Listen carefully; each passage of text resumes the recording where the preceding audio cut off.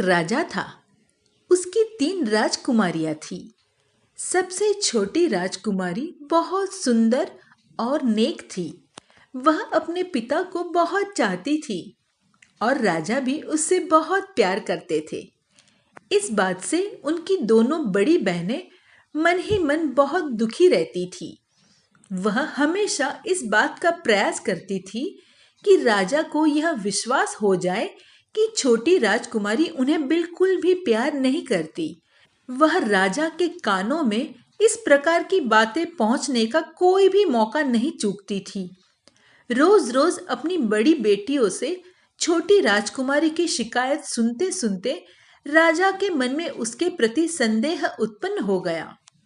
एक दिन तीनों राजकुमारी राजा के पास बैठी थी। उसने उनकी परीक्षा लेने का निश्चय किया। राजा ने बड़ी राजकुमारी से पूछा, बेटी, तुम मुझे कितना चाहती हो? राजकुमारी ने उत्तर दिया, पिताजी, मैं आपको भगवान के समान समझती हूँ। बेटी, तुम मुझे कितना चाहती हो? वह बोली, पिताजी, मैं आपको अपने जीवन के समान प्रिय समझती हूँ। यह सुनकर राजा की प्रसन्नता का कोई ठिकाना न रहा। अब उसने छोटी राजकुमारी की ओर घूमकर पूछा, और बेटी, तुम मुझे कितना प्यार करती हो? जी पिताजी, मुझे आपसे इतना ही प्यार है जितना मनुष्य को नमक और रोटी से होता है। छोटी राजकुमारी का यह उत्तर सुनकर राजा हैरान रह गए।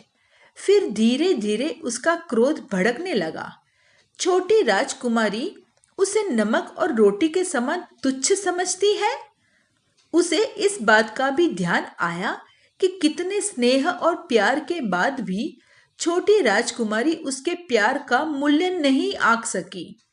क्रोध में आकर उसने अपने नौकरों को आज्ञा दी कि सबसे छोटी राजकुमारी को लेकर जंगल में छोड़ आओ। नौकरों ने छोटी राजकुमारी को एक गाड़ी में बिठाया और जंगल की ओर ले गए। इधर बड़ी और मझली बेटी बहुत प्रसन्न हो उठी। उधर जंगल में जब छोटी राजकुमारी बिल्कुल अकेली रह गई तो बहुत दुखी हुई।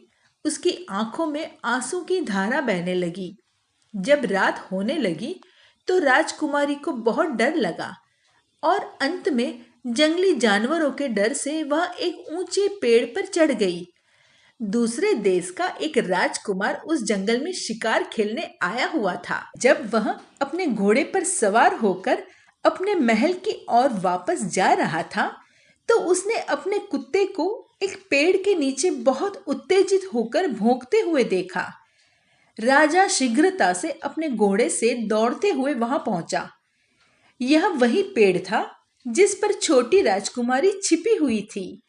राजा ने पेड़ की ओर दृष्टि उठाकर जब देखा तो राजकुमारी को वहां देखकर उसे बहुत आश्चर्य हुआ। राजकुमारी भय के कारण थरथर कांप रही थी।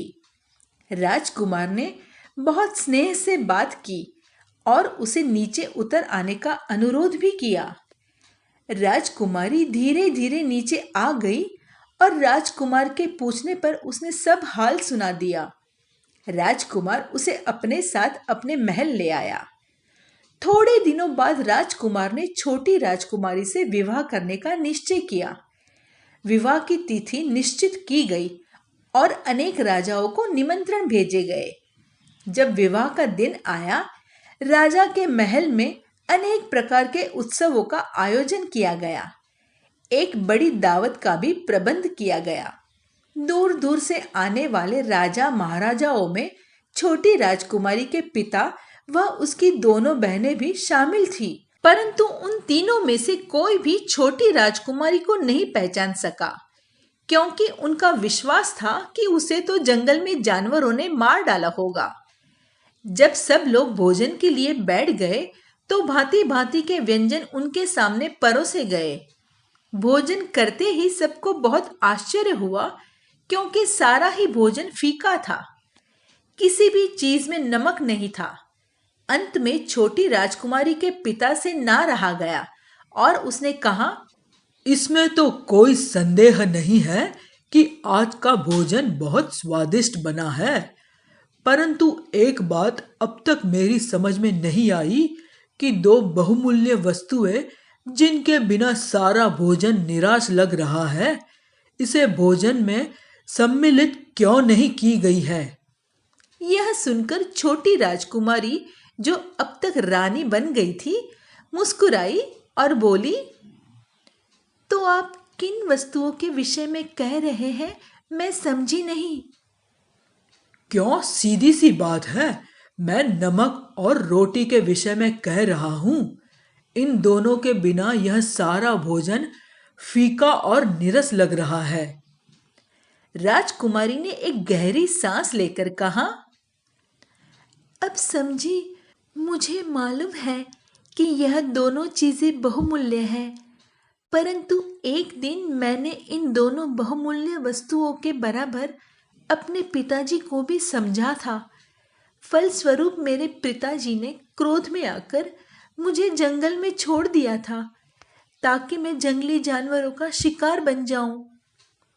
यह सुनते ही राजा ने अपनी बेटी को पहचान लिया, आगे बढ़कर गले से लगा लिया और कहा, भगवान की बहुत बहुत कृपा है बेटी कि तू अब तक जिंदा है और आज इस राज्य की रानी है। मैंने सचमुच ही तेरे साथ बहुत अन्याय किया है। भगवान मुझे कभी क्षमा नहीं करेंगे। नहीं पिताजी, यह तो आपने मेरे स्नेह की परीक्षा ली थी।